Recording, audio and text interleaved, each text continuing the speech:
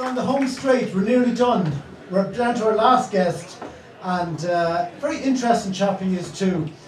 If I was to describe somebody as being unique, well, that word is often bandied about, but if I tell you that the person is a senator, he's a singer, a singing senator, and he's also a barista. Where does that come from?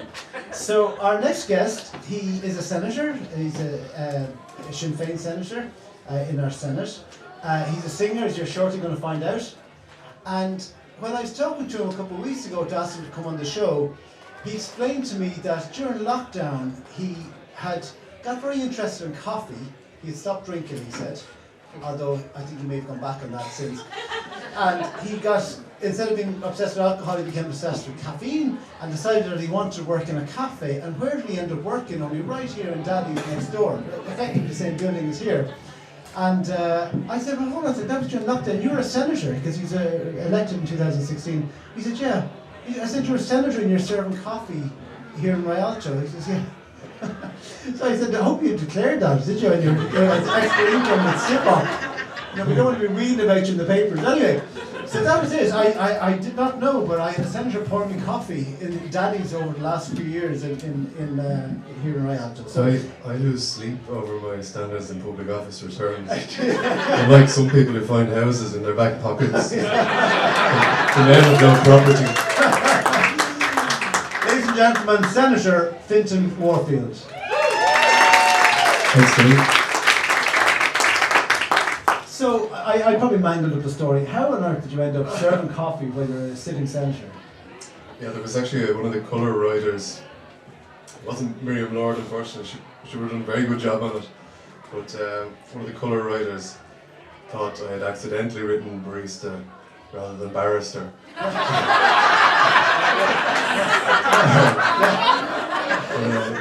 You only need to declare additional income on top of your Oireachtas wage if you earn in excess of €5,000 a year, but I wasn't. I was only working a day a week, and I did so because I know Colm, who runs Daddy's, and I've known him for a long time, and I knew him well when Daddy's was still an idea. There's nowhere else I was going to ask in terms of looking for experience working with coffee, because it's a bit of a queer space as well, secretly. I'm delighted Venus was on before me there.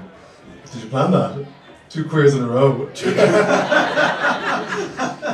See, you can use terminology I could never say. If I said, after the break we're going to have 2 queers, everybody, I would be strong. You know? Yeah, my dad gives out to me for saying queers, so I'm like, I'm allowed. Was it planned? If it worked, yes, of course I planned it. If it didn't work, very well planned. Yeah. You mentioned Colm, the man who owns the Daddy's, and when I told him you were coming on, he said he would offer a little spot prize. Oh, great. So we have a little, I don't actually, he handed me an envelope, I honestly don't know what's in it. I hope there's a couple of free coffees, but for all I know it could be a receipt or something like that. You know? Anyway, we need a question, and I have thought of a question, you ready? Fintan Warfield actually played in the Wolfe Tones. The Wolfe Tones is a very famous Irish folk band, which is kind of run by 2 of his first cousins. Derek. What is the last name of his first? What is the last name of his first cousins? Warfield. I've got it twice.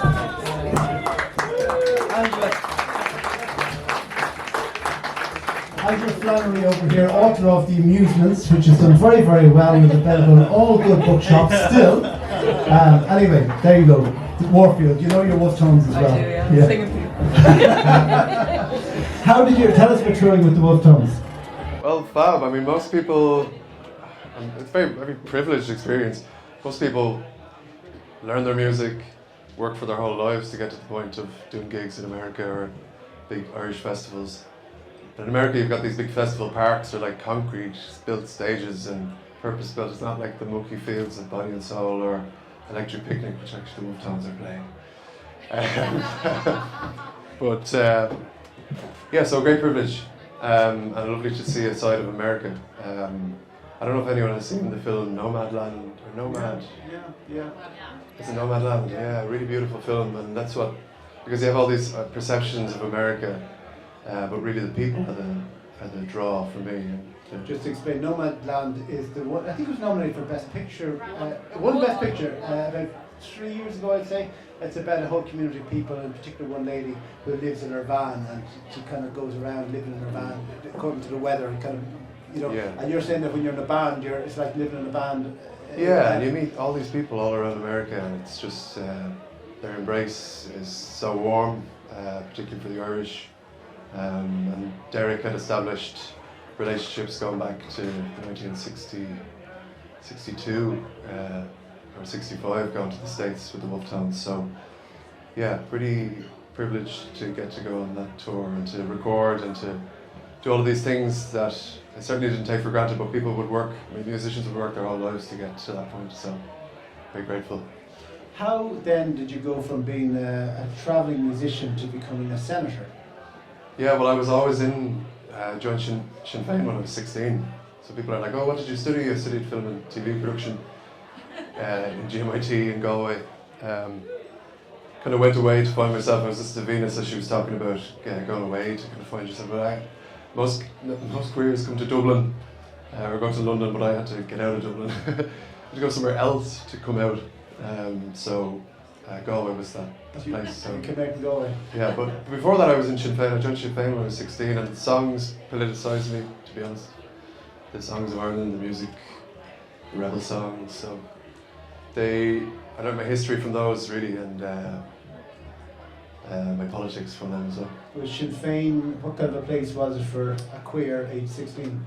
Yeah, well, Sinn Féin were actually gave me an excuse to attend my first Pride March, because obviously the party, most political parties would march in the Dublin Pride.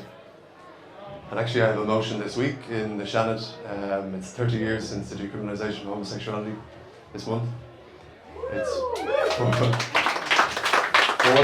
40 years since the march from Liberty Hall to Fairview Park following the murder of Declan Flynn. And Sinn Féin were on that march as well. And it's 50 years since the first sexual liberation group set up in Trinity College. So it's a year of anniversaries for LGBT people. It's a chance to reflect, but also, I don't know, like, just to show that the progress we've made is possible on other issues as well. Tell us about your career. You live obviously in this constituency. We had Angus Osnodig on only, I suppose, about 18 months ago on the same show. And just to give you all a bit of a political background, there's 4 seats in the last constituency. The last election in this constituency was 4 seats. And Angus came in, Sinn Féin TD, came in with twice the quota in the first count. In other words, if he had decided to put his own pet dog on the ballot paper alongside him, he and his pet dog would have got elected. But there was only one Sinn Féin candidate, and therefore there's only one Sinn Féin TD in this constituency. But I get the feeling that Sinn Féin won't make that mistake again. There'll be 2. But would there even be 3? And if there's 3, would it be you? Mary Lou says everywhere she goes, people are, well, you're going to run enough candidates this time, so she won't be making that mistake again, no. We may run 3, where we run 2, and there's a sitting male, we run a woman, or as a sitting woman, we try to have a gender balance. So Moira Devine, our councillor in the South East Inner City, is going to run, and we may run 3, but that decision hasn't really been taken yet. And if they run 3, will you be the 3rd? Not so much. I'm interested in putting my name forward for Brussels, which would be next year. So there'll be a European Parliament election next year. So I haven't actually told anyone that yet, outside of the party. You heard it first on D8 Live that you're going for an MEP position. Nothing concrete, but I would like to put my name in the mix for the Sinn Féin nomination, but other people would be interested in that, and we may run more than one there as well. Right, very good. I just get the feeling just from looking at you, listening to you, and knowing your background and all this sort of stuff, that you'll be very successful. And I'm dying to play a song. Stop talking about politics. Ladies and and gentlemen, Fintan Warfield has effectively told me to shut up. So I will now leave the stage and leave you in your capable hands. What are you going to play first? I don't know. I like maybe. I think we're alone now. We were talking about it down the back. Tiffany recorded it in 1980. 88. No, too late. But it's a 60s song, really. 69. The Shambles, I think. But yeah.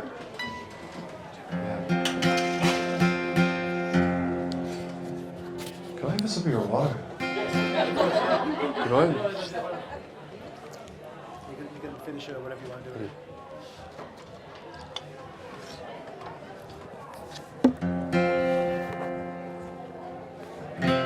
Plugged in? I don't know.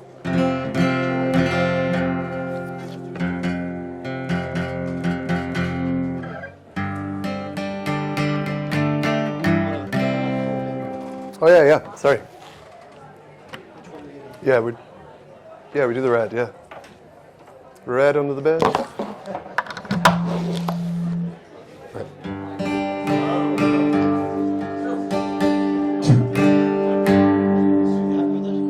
Yeah, watch you watch.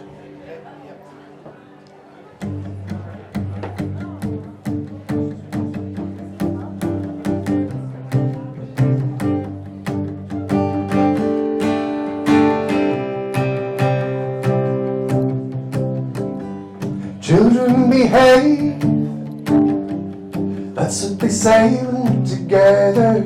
And watch how you play. They don't understand, and so we're running just as fast as we can, holding on to one another's hand, trying to get away into the night. Put your arms around me, tumble to the ground, and then we say, I think we're alone now. Doesn't seem to be anyone around. I think we're alone now. The beating of our hearts is the only sound. I think we're alone now. Doesn't seem to be anyone around. I think we're alone now. The beating of our heart is the only sound.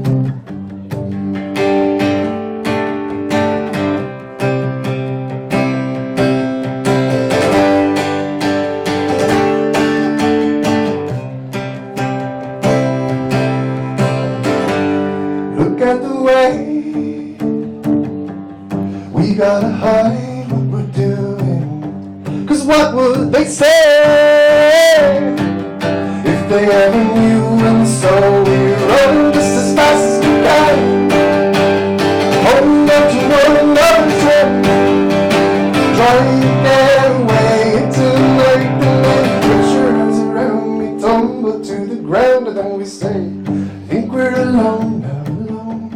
Doesn't seem to be anyone around. I think we're alone now. The beating of our heart is the only sound. I think we're alone now. Doesn't seem to be anyone around. I think we're alone now. The beating of our heart is the only sound.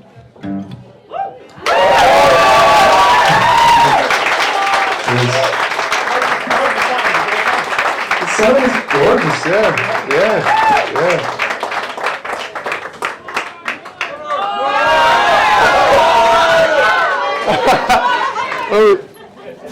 We're doing politics. I was there.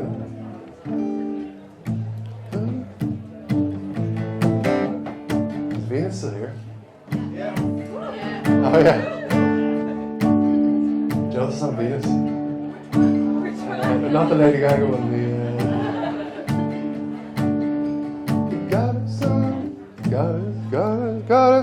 got us some keys that in. Oh yeah, let's go.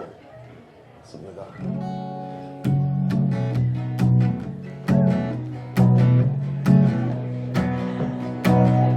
They got us on the mountain top, burning like a silver flame. The planet of beauty and love, Venus was her name. She's got it, baby, she's got it.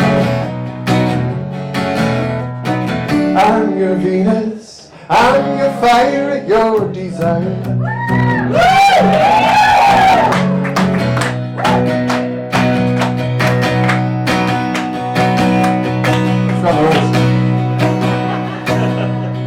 Shit.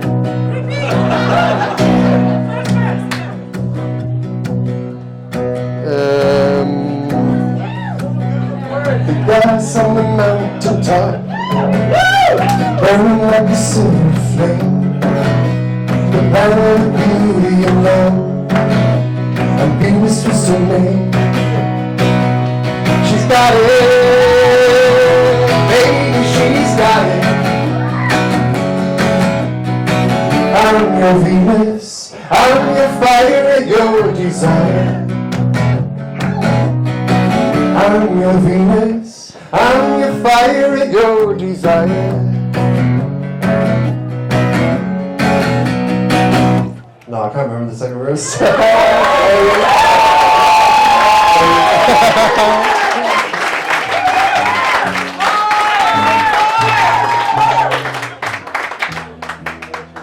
Was you an Irish song like that? There's always on them. Did Pats win? 3-0? Okay, yeah, we'll do a song. You're asking about songs from Dublin 8. So there's a guy called, and was it Amy and Olga from the Marshall Island? Yeah, on Patrick Street, PJ McCall, they owned a pub there on Patrick Street. And PJ McCall was a independent politician in the late 1800s and early 1900s. James Connolly actually ran against him in the Wood Quay constituency for Dublin Corporation in 1902, and James Connolly was well beaten by PJ McCall. PJ McCall had a pub on Patrick Street. It's gone now, but he wrote loads of songs.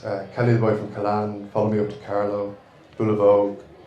And yeah, this song, Follow Me Up to Carlow, is I think it's one of the more real rebel songs. Everyone's talking about Celtic Symphony, and this just like nobody notices this one.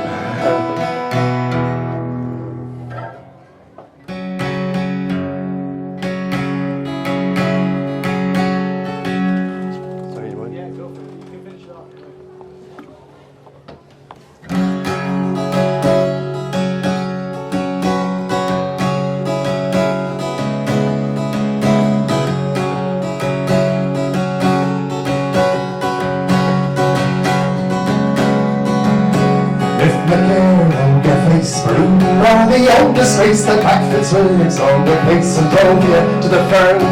Race and victory was sure, soon the firebird he'd secure. We met with Glendalough, feet like you and Maureen. Since when old Kildare, people do what people dare. Fitzwilliam has a care for them, it's your style, Lord. Without a doubt, with sword, we go for by the Lord. Kid McHugh has given the word, follow me up to Carlow.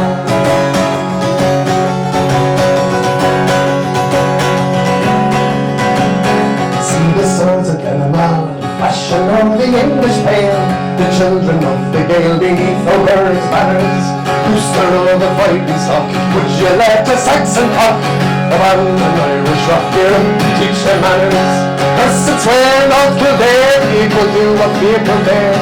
Fitzwilliam has a care for them, it's your style, Lord. Without a doubt, with sword, we go for by the Lord. Kid McHugh has given the word, follow me up to Carlow.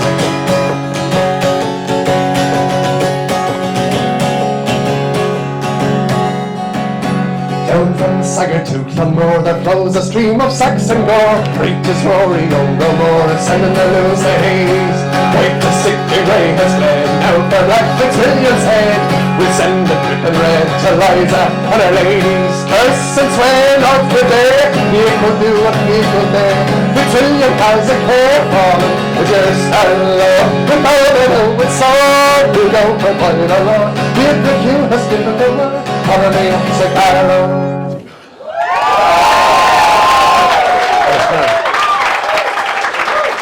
very much. Cheers.